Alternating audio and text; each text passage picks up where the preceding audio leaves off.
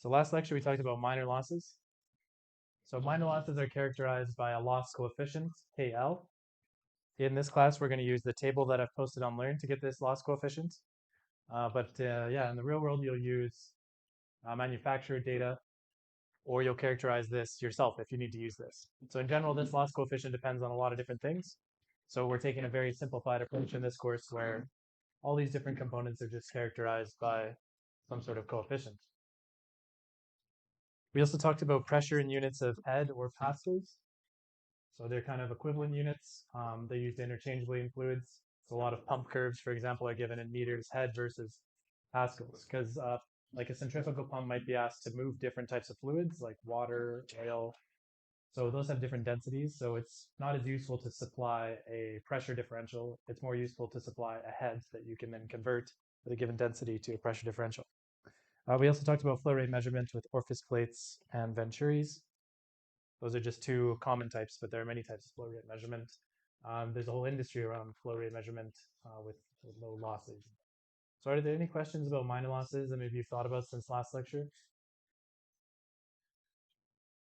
No? Okay. Today we're gonna talk about the last topic in module 4, which is extending Bernoulli's equation to internal flows. So our learning objectives, we want to modify Bernoulli's equation to relax some of the assumptions. As you remember, there's a long list of assumptions for Bernoulli's equation.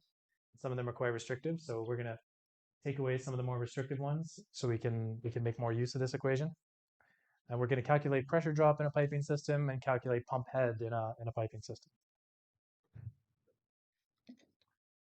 Okay. So I'll start off by just reviewing Bernoulli's equation and the assumptions, and then we'll move on from there. Let's recall Bernoulli's equation.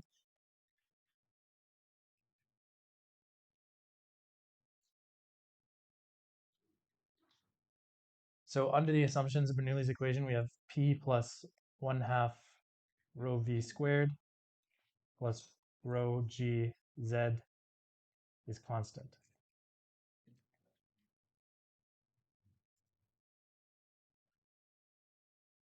So the assumptions behind this equation,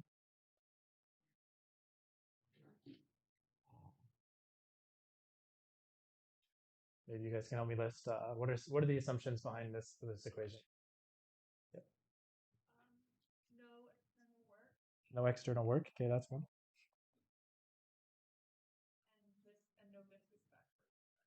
Okay, that's pretty good. No heat transfer. And it's also for inviscid flows only.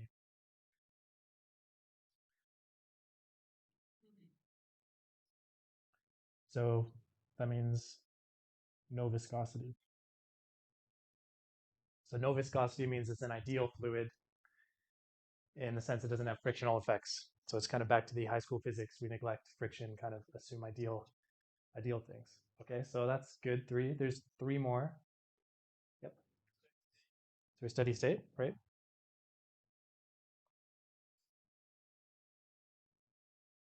Yep. Incompressible flow.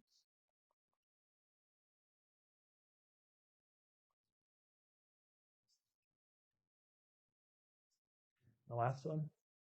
Yep. And yeah, along a streamline.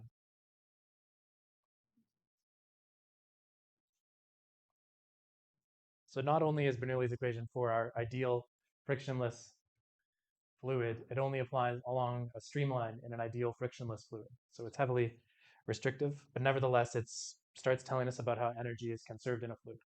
So for example, I've gotten a couple of questions about one of the homework problems related to how pressure and velocity change in a fluid.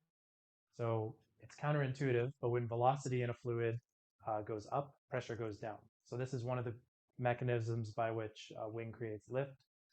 The flow over the top of the wing goes faster, so it has a lower pressure. So it's called the suction side of a wing. Yeah, so there's a problem, I think, in the homework where there's sort of a contraction. I think the thing that makes that confusing is we're used to feeling pressure as velocity. For example, if you have a higher water pressure in the shower, it sprays harder on you. So that higher water pressure is basically just being translated to higher velocity. So higher velocity doesn't equal higher pressure in terms of the static pressure of the fluid. So that's one of the unintuitive aspects um, of real fluids. Okay, so let's modify Bernoulli's equation now.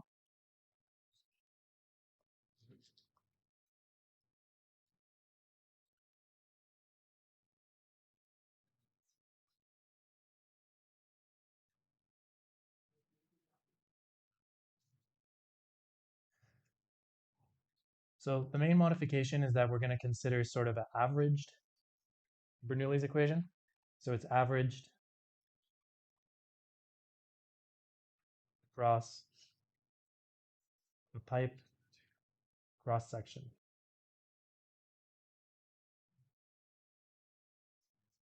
So the original Bernoulli's equation is, say, between 2 points along a streamline in the flow.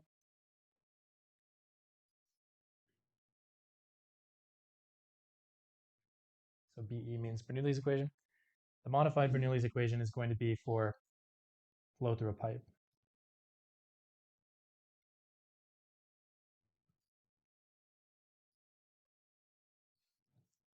So we're going to consider the averaged quantities across a cross section in this pipe.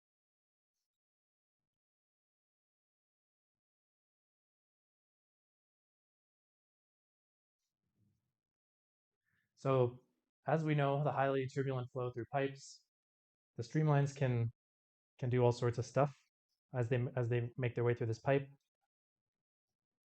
So that assumption of Bernoulli's equation doesn't apply to the modified Bernoulli's equation.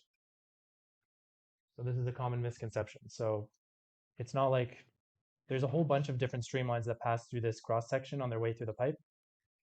We're no longer considering or restricting our energy conservation to just along a streamline.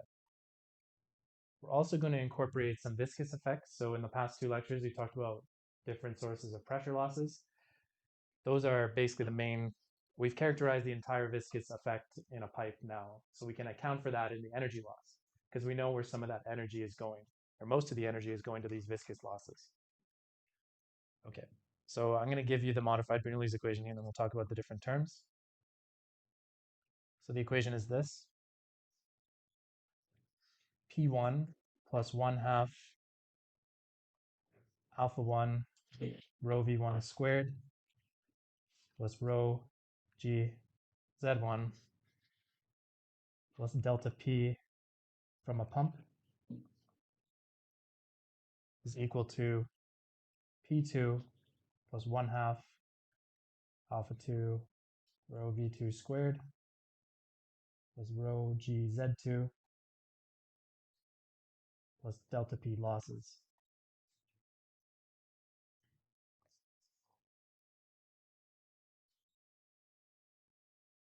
So this is still Bernoulli's equation, so it's still from the point of view of energy conservation. This has units of pascals, the way I've written it there. So this is still energy conservation in a fluid. We still have kinetic energy that looks like 1/2 rho v squared. We still have potential energy from hydrostatic rho gz plus static pressure P. We have some additional terms now. So this delta P losses, that accounts for the energy that goes into frictional effects. So major and minor losses between points 1 and 2. The delta P pump is a source of external work or energy. So you might imagine because of these losses, to get from 1 to 2, we have to put in some energy into the flow to overcome things like delta P losses. So the original Bernoulli's equation doesn't say anything about what happens or when we need to put energy into a flow. There's no external energy sources, right? It just tells us interchange of energy between these two points. Yep. So the delta P of a pump would usually be given, but let's say you were working for a pump company. How would you determine that? Would it be experimental or would there be some analytical method? Yeah, so delta P pump is quite a complicated thing to do. So if you're doing hydraulics analysis, most of your work will be around this pump selection.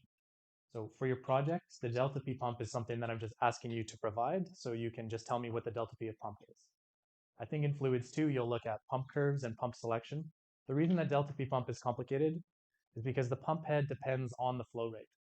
So there's kind of an implicit relationship between V and delta P from a pump. So if you work for a pump manufacturer, you're going to be talking about pump curves. So if you're interested about that, I would just Google pump curves and maybe how to read pump curves and what those do. Yep. So it would be like flow rate plotted against the pump head. Yeah, that's exactly what a pump curve is. And there's all sorts of, you can do things like trimming the impeller to sort of move your pump curve. So in general, the ideal pump you can't just say, oh, give me a delta P at this flow rate. You have to select a pump that can give you a delta P at that flow rate. So that's what pump selection is all about. Again, this isn't something we'll cover in this class. We're just going to we're going to introduce you to this equation. And in Fluids 2, you'll talk about turbo machinery, and I'm not sure if you'll do turbines and stuff like that. So in Fluids 2, this is an energy equation. So in Fluids 2, you'll be able to calculate with, like, say a pump has 80% efficiency. You'll be able to calculate the energy input that you have to put into that pump within this equation. But again, in Fluids 1, we're just considering our pump some sort of pressure differential source. Any other questions about pumps? Good? Okay. So yeah, if you're interested to learn more about pumps, look up pump curves, but that's not part of Fluids 1, so I won't test you on pump curves. I'm going to talk about I'm going to define all the different terms in this equation that are new. So alpha here, you might notice in our kinetic energy term, I've included this alpha.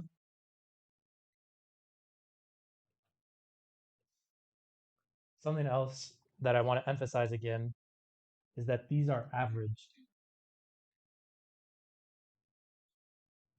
So this is not, say, the velocity at the center line. So this is not this. It's the average velocity across this whole cross section. So you might remember when we were doing major minor losses, that delta P losses depends on the average velocity. The motivation behind that is to include it in this equation. So this is V1 average, V2 average, P1 and P2 average, and Z1, for example, the Z average of this is the center line Z. So if your pipe center line kind of goes like this and then bends up like this, the actual pipe will be like this, but it's about the center line, the difference in the center line heights there. Sorry. Okay, so again, these are the averaged quantities. Yep. Is that like okay to do? But what if you have like a really large pipe? Is that still okay? I guess define really large.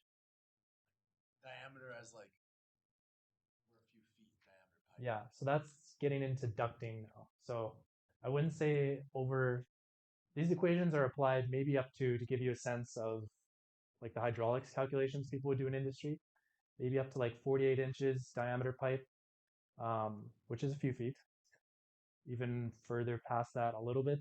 But once you get big enough, it just becomes way too expensive to transport liquids with that diameter of pipe. But for ducting, for example, to transport gases in a refinery or like ducting in the building, you might have a very big diameter duct.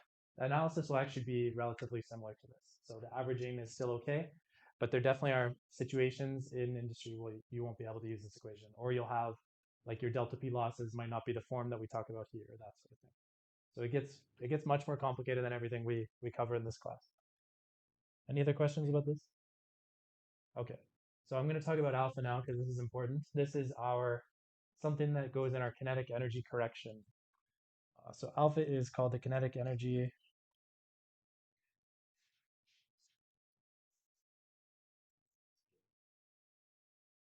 correction factor.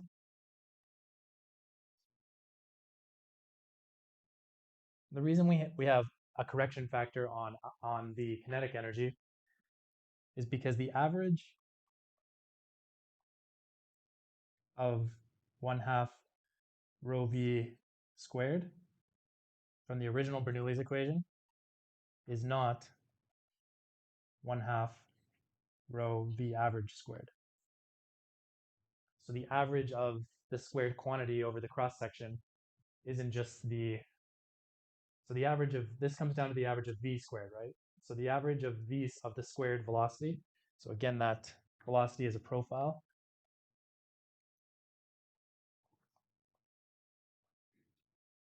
So the average of this velocity is not just the same as, the average of this velocity squared is not the same as the square of the average velocity. So you can't just do this. So we need this correction factor. So that's defined as the kinetic energy actual over the kinetic energy average.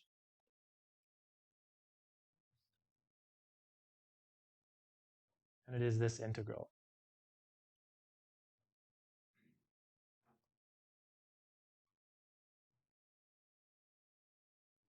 This is the definition of alpha. So all we're trying to do there is figure out how to go from our velocity profile and get an equivalent sort of kinetic energy, average kinetic energy across that cross section. The analysis usually doesn't involve doing this integral. So in general, you can say alpha is 2.0 for laminar flow.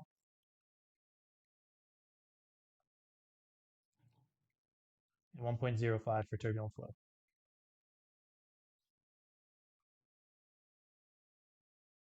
So the turbulent flow, sometimes alpha isn't included because like 1.05 is really close to 1. That's because, remember, the velocity profile for the laminar flow is parabolic. So the average velocity is like somewhere here. For the turbulent flow, remember, it's quite sharp at the wall and then relatively uniform and then back. So the average velocity is very close to this. So that's why this factor is different for laminar and turbulent flow.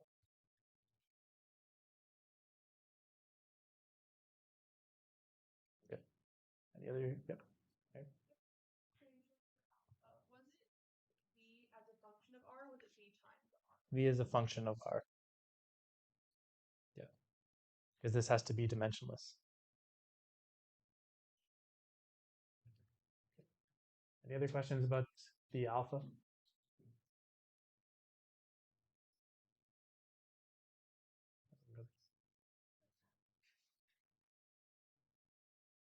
Okay. Let's remind ourselves of our delta P losses again.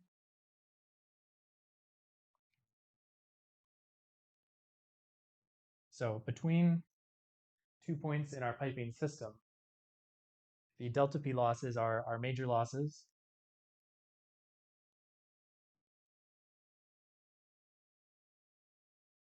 Those are minor losses.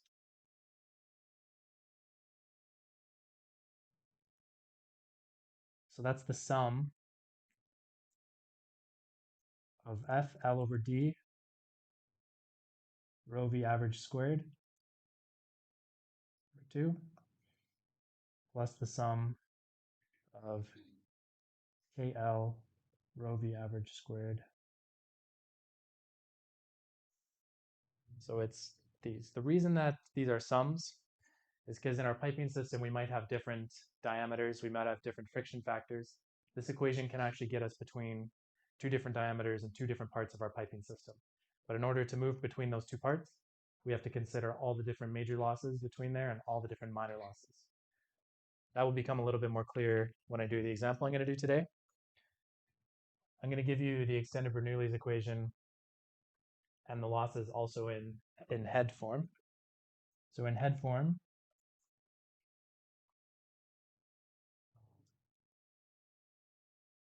the equation is P1 over rho G plus alpha 1 V1 squared over 2G plus Z1 plus H pump P2 over rho G alpha 2 E2 squared over 2G.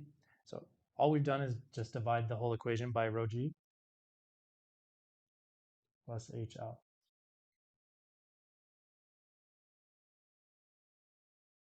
So if you divide your extended Bernoulli's equation by rho G, converts it into units of meters. And again, this is useful because a lot of pumps are sized in terms of their head, not their pressure differential.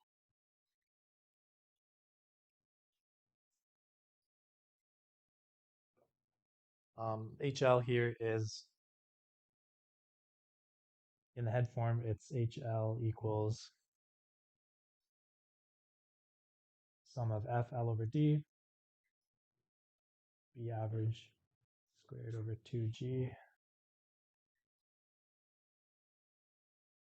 It's the summation KL, B average squared over 2G. For your project, I've asked you to provide the pump delta P in just units of pascals, because I find that the modified Bernoulli's equation in pascals form is a little bit easier to understand. But you could do the whole project in units of head as well, and then just report using the conversion that I did last time. So if you just multiply the head by rho g, you'll get it in Pascal. Any questions about this?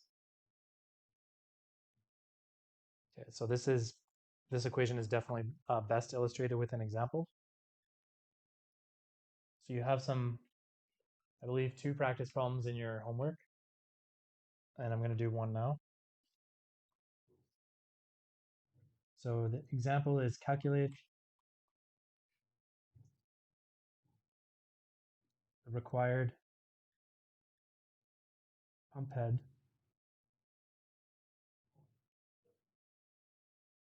for this system. 1 to start flow,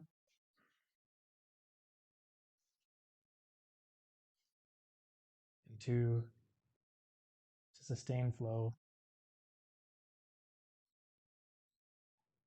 at 0.2 meters cubed per second. I'm going to take these fluid properties, 800 kilograms per meters cubed for density, 10 to the negative 3 for mu.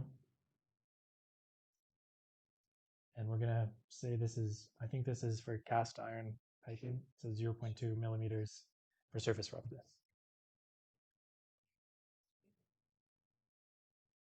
Okay, so I'm going to draw this piping system now. So see, we have kind of a system that connects 2 reservoirs.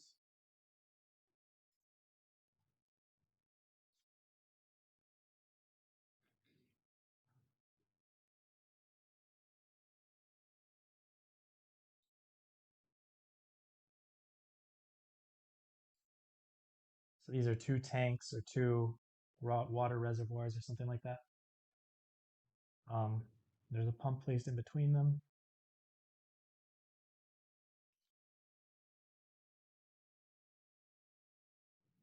So our flow is going to go like this through our pump, centrifugal pump.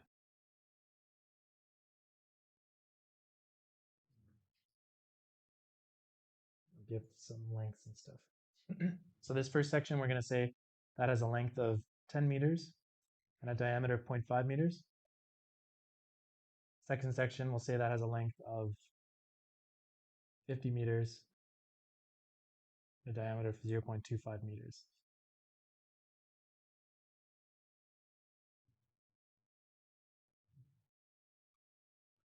So assume we have some way to kind of stop this flow, like a check valve or something like that, to prevent any backflow.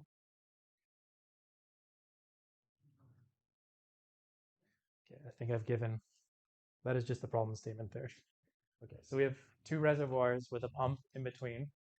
So if there wasn't any check valves or anything like that in the system before the pump is switched on, there would probably be some very nasty backflow through the pump, and it would probably damage the pump. So this is obviously not to scale, but the second reservoir has a much higher height of 40 meters, and the first one only has a 10-meter head, so that's like here. So a bigger reservoir. So the flow would, well, I guess actually depends on the location of this. But say the pressure here is greater than the pressure there. So maybe we wouldn't actually get the backflow. Any questions on the problem setup? Yep. Well, we have to consider the reducer that's in between the two. So good question. So you notice that the diameters are different between these two. So that I'm just saying that the pump maybe inlet is 0.5 meter diameter and then outlet is 0.25. So we won't consider a reducer there in the piping system. It's a good question. I'm hoping to get to a reducer example today because the head loss calculation is a little different for that. Any other questions about the system? No? Okay.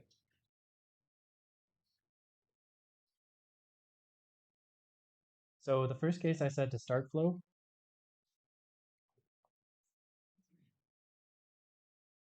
So to get flow started, we have to immediately overcome the hydrostatic head difference here. So for this analysis, I'm going to consider points. By the way, this drawing is very not to scale. So point 1 is left, the surface of the reservoir. Point 2 is here. That's what I'll consider for Bernoulli's equation. Those are two useful points because we immediately know the pressure there is going to be equal. It would be also valid to pick, say, point 1 as the entrance here and point 2 as the exit here. But the problem is we don't actually know. I haven't given you the location of this outlet. You can assume this location is, say, the bottom of the tank, but you also don't know the pressure there. You'd have to calculate that with a hydrostatic head. So that's why we're taking points 1 and 2 to be the surface of the reservoir. Okay, so to start flow, we just have to overcome the hydrostatic head. So let's say the velocity is about 0. So just to start flow, we have P1 equals P2 equals P atmosphere. So if you look at I'll write out the equation just so we see what cancels. P1 over rho G, sub 1 V1 squared.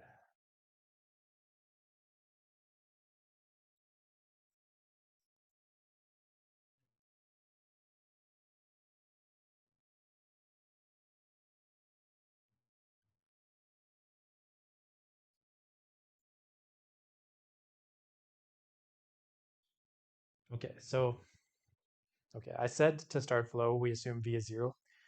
We can assume if these reservoirs are big enough that the actual velocity of that surface is always going to be 0. So our velocities in this equation will be 0.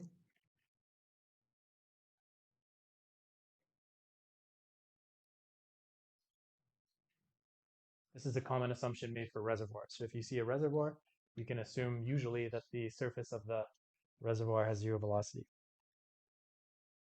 That also means that, say, the surface of the reservoir has a constant height, right? So our Z1 is not going to be a function of time or flow rate or something like that. Our Z1 is just constant. So this is an approximation. We say that P1 equals P2.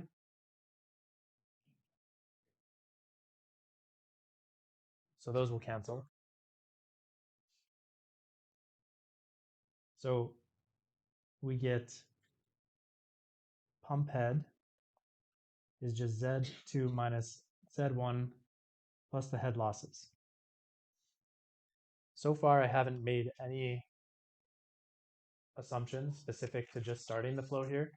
This is the general case.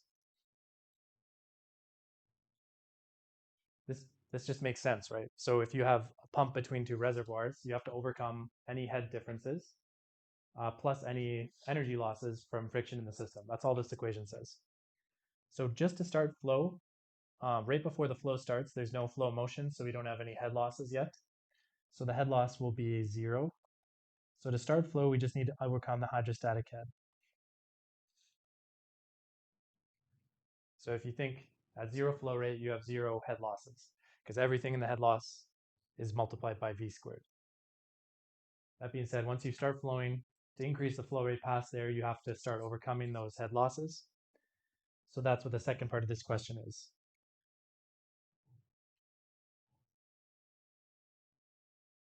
So it's at 0.2 cubic meters per second, flow between these two reservoirs. We want to know how much pump head we need. So we have two different piping sections with two different diameters. As you saw yesterday, for a constant flow rate, when the diameter changes, everything is going to change. So Reynolds number is going to change, friction factor is going to change, head losses change, all of that. So we need to do major loss analysis and minor loss analysis for both of these sections. So we'll look at the green section now. That's the shorter pump inlet section.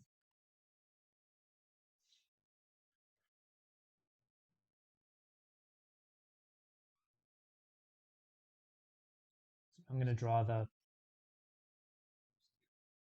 system like this.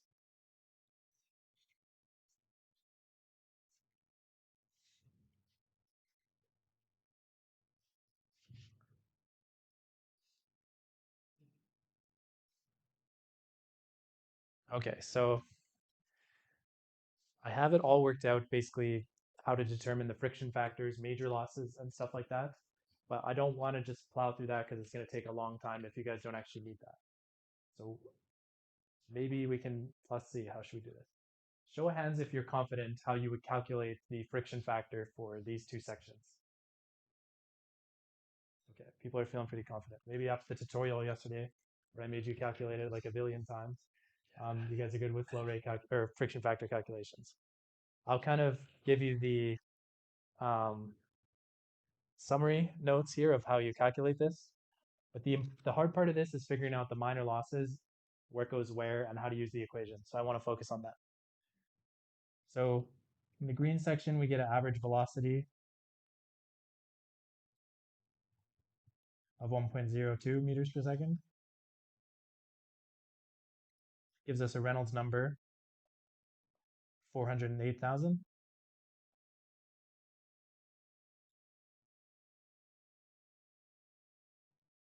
The friction factor, okay, I'll give you the relative roughness. So epsilon over d is 0.00052. So we get a friction factor for the green section of 0.0179. For the second, we get an average velocity of 4.07 meters per second.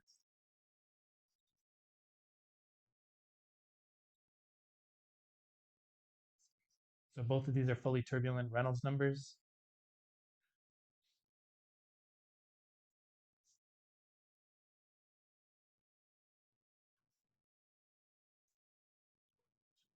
Okay. So these use the Holland equation, which is what I've recommended again for hand calcs, which is what we're doing right now.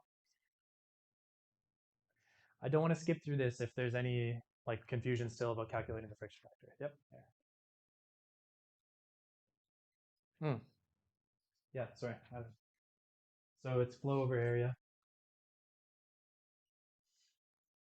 And the area is pi over 4d squared. Okay. Thanks for pointing that out. Any other questions? So if there's anyone who wants an explanation of the friction factor, I can provide it. Okay.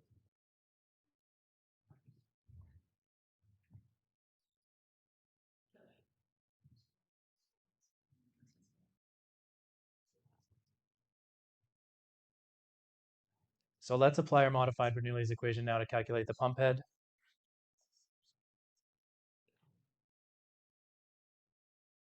H pump is Z2 minus Z1 plus HL. So I gave those as 40 minus 10 plus. Okay, so the head losses are going to be this sum.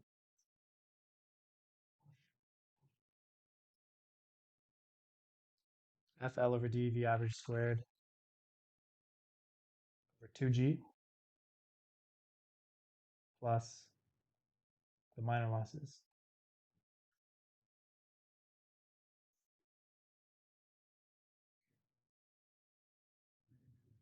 So I think between asking you guys to calculate the friction factor yesterday, that sort of thing, the hardest part of the new material we're learning today is figuring out how to do minor losses and major losses when you have a piping with a bunch of different diameters in it. So keep in mind that the flow rate is going to be constant through the system, assuming everything is in series, which it will be. The friction factors, you have to pay attention, the head loss coefficients, you have to pay attention sometimes to what flow rates you're using with what head losses. So I'm going to color code these so we can see exactly what's going where. Okay. This is going to be a long one, so I'm going to put this right on the side.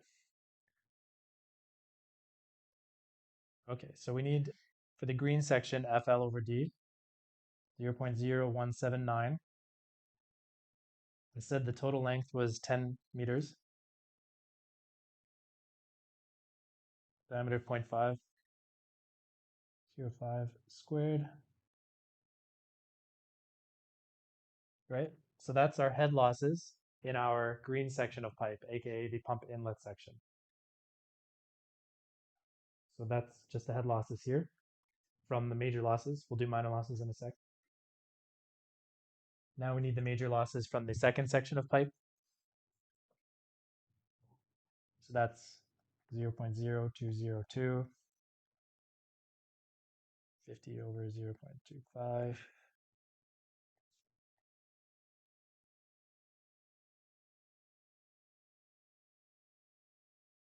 So these are major losses.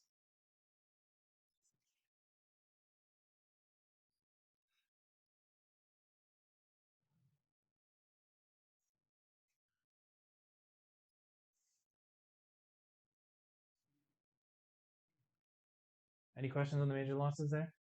We're not done yet, but it's good. Let's do the minor losses now. So the minor losses that we have to identify from this problem, there will be an entrance loss here. The pump, we won't worry about the losses there. There'll be a loss from these two bends, and there'll also be an exit loss.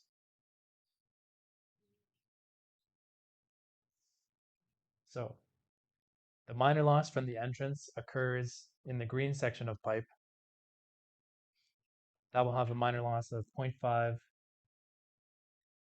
times 1.05 squared over 2g. The blue section of pipe has two elbows plus an exit. So that will be 2 times 0.3 plus 1.05, 0.07 squared over 2g.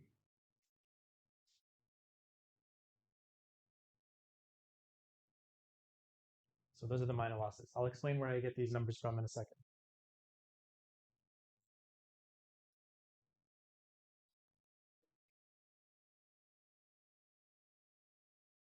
I'll let you guys finish writing. So finish writing so when I go to the table, you can kind of reference where these numbers are coming from. Okay, so for the green section of pipe, the inlet into the tank, I used a sharp-edged inlet here, so KL of 0.5. For the exit, so the sharp-edged inlet and exit has different loss coefficients. So the KL is equal to alpha here. So that's alpha is the alpha that we've seen, turbulent, or the kinetic energy correction factor. So that's where the 0.5 and the 1.05 came from. Then there were two bends. I just used the flange bend loss factor. Are there any questions about this calculation? I've tried to color code it, so it's just not a big blob of numbers, but it might still look like a big blob of numbers. So if you have any confusions, I can explain it. No? Okay. So this gives us a pump head loss of, a pump head 34.8 meters. So you can see most of this pump head is actually coming from the hydrostatic head that has to be overcome.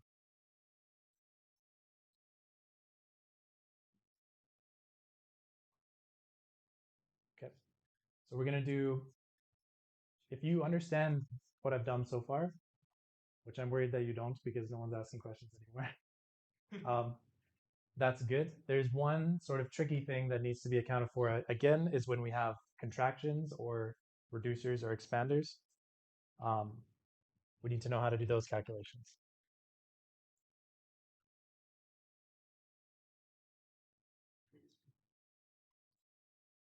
So a small example of calculate delta P in this system.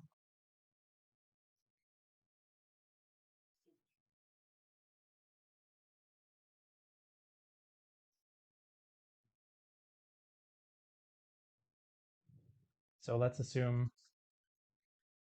we have two diameters and a reducer between them. So let's say the second diameter is 0.2 meters, first one is 0.4 meters. We'll say that this reducer has an angle of 60 degrees. So that's what's going to be in our minor loss table, is you'll need that angle.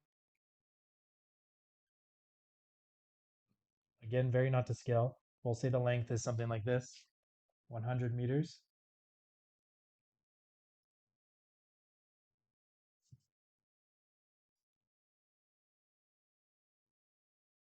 I'm going to draw these with red. So that 100-meter length I've drawn it to the middle of this reducer, but in reality, this reducer is very small compared to that 100-meter length. So it really doesn't matter where exactly if you define it to the edges of the reducer. Like I said, we define the minor loss coefficients to account for as well that any loss, all the losses in our component. So I guess this could technically be to the edge of the reducer. Okay. Let's take rho of 800 again.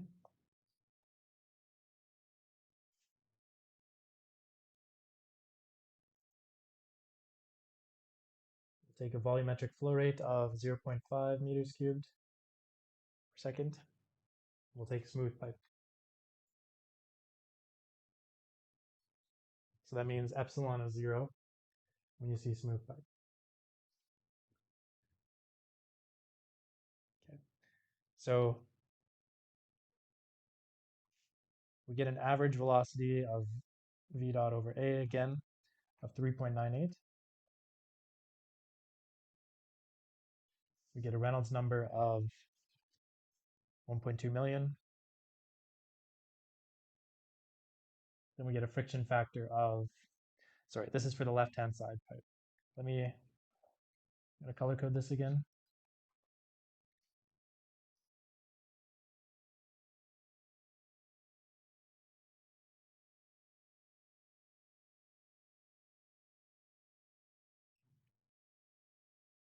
F is 0.0111. For the blue section, we get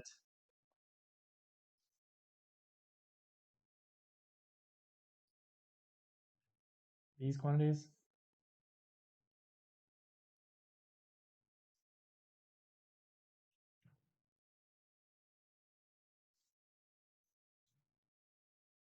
So I'll give the full, I'm calculating a pressure drop, so we're going to use the pressure form.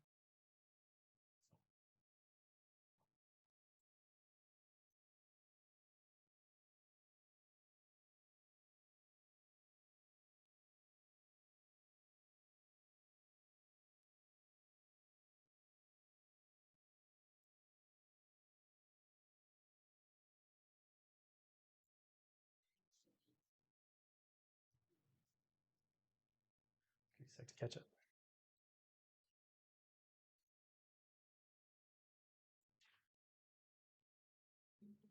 Okay. So some different things will cancel this time. We'll cancel the z since we're going to assume the same center line height before and after this reducer. So the center line of this pipe is like here.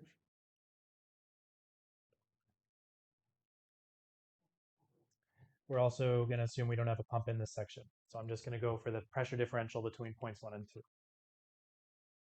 So do you guys expect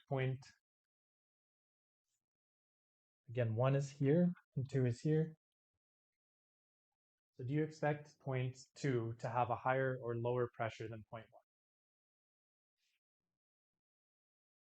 Let's do a show of hands because I'm hearing some mixed signals. So who thinks it's higher than P2 is higher than P1, the static pressure there? No? Okay, lower? Okay, very good. It is lower. One, because of the effects in the original Bernoulli's equation that we saw. So without any frictional losses, you can assume it's going to be lower because the flow speeds up. There's additional losses from the pressure drop, right? So that pressure drop also is kind of an energy sink that will reduce the losses. So we get P1 minus P2 is our delta P that I'm looking for.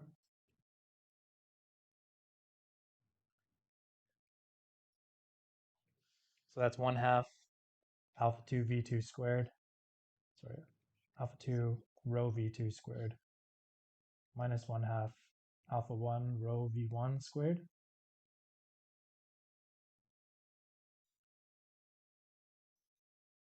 Those are delta P losses.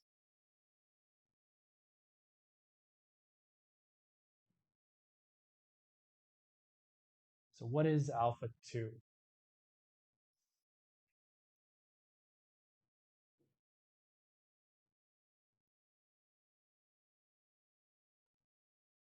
Anyone? Yep. 1.05. Yes. So alpha. Do you want to explain how you knew that? Reynolds numbers were turbulent. Yep. And you said earlier that for a turbulent flow, alpha is 1. Exactly. So the Reynolds number is turbulent. We know alpha. It's just a lookup of, it's just a switch laminar to turbulent. So alpha is 1.05. The density is 800. V2 is 15.9 squared minus 1/2. Same, alpha 1 is also 1.05 because it's turbulent. 800, 3.98 squared. Now we will do our major losses. So in our green section before the reducer, 0.0111 times L over D.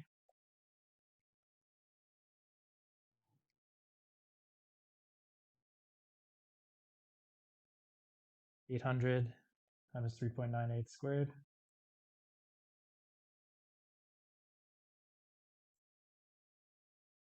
So these are our major losses.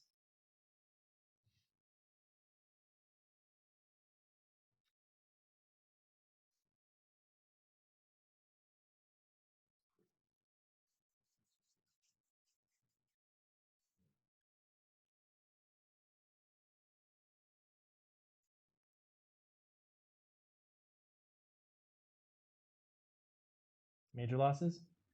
We're going to add our minor losses now. So we only have one minor loss, which is our reducer. So we need the KL for that.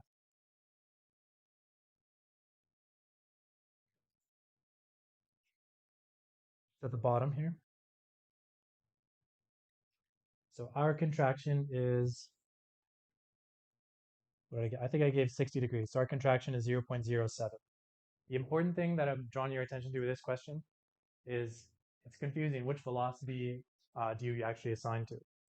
It's always the smaller diameter pipe for the expander contractor in this. It's always the smaller one. So if the smaller one's after, it's the one after. But if the smaller one's before, like in an expander, it's the it's the V before. So that's the important part here. 0.07, that's KL. 800, 15.9.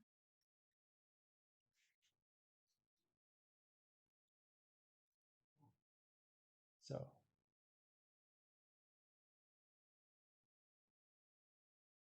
use smaller diameter. Average velocity. So that's basically always going to be the bigger one, right? Because as the diameter goes down, the velocity goes up. So that's an additional thing that might trip you up in these problems. So that gives us 630 kilopascals. Any questions about that? Sorry, 630 kilopascals.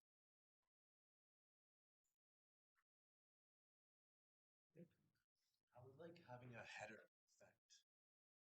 A header, like a manifold or something like that? Yeah, like let's say you had one big pipe and then it split out a header that Yeah. splits off to like 4 separate smaller pipes. It's a good question. So that's a more system analysis. So for headers, this is like electrical circuits almost in series and parallel. There's a very analogous way that piping circuits are analyzed. So headers have different, the pressure drop across the header is the same for all the different branches, but the flow rate is not the same. Versus for piping in series, the flow rate is the same, but the pressure drop in each of the branches is different. So that's how they're analyzed in a system. Any questions? Can I just get a poll? So for the major losses, I guess who is like 60 to 80% comfortable with the stuff I did today? Okay. So 60 to 80%. Okay, who's more than 60% comfortable? Okay. So I'll do some more examples of this because this is related to your project. Is there any feedback on like what specifically is confusing for this? Anyone wants to share? Yep. Good. Christian?